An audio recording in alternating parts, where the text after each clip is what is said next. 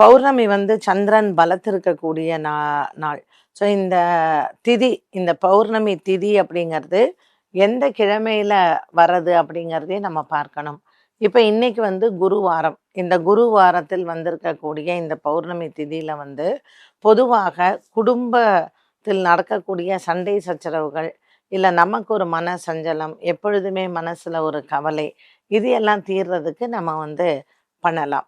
So சந்திரன் பலத்திருக்கக்கூடிய நாளில், அதுவும் இன்னைக்கு வந்து பார்த்தீங்கன்னா, சந்திரன் வந்து சூரியன் வீட்ல தான் இருக்காரு. சூரியன் சனியோட இருக்கார். அண்ட் இந்த குருவுமே நமக்கு சுக்கிரனினுடைய வீட்ல இருக்கிறதுனால, பெண் தெய்வ வழிபாடுகளை பௌர்ணமி அன்று செய்வது மிகவும் நல்லது.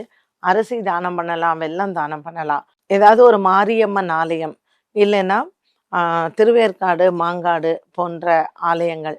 அங்கு போயிட்டு ஏதாவது நம்ம கையால ஒரு நெய் தீபம் ஏற்றுறதோ, யாருக்காவது வஸ்திர தானம் பண்றதோ, இல்லை யாருக்காவது அன்னதானம் பண்றதோ, தானம் செய்து தீபம் ஏற்றி தெய்வ வழிபாடை செய்யும் பொழுது, நம்மளுடைய கர்ம பலன் வந்து அந்த கெட்ட கர்மா குறைஞ்சு நல்ல கர்மா அதிகரிக்கும்.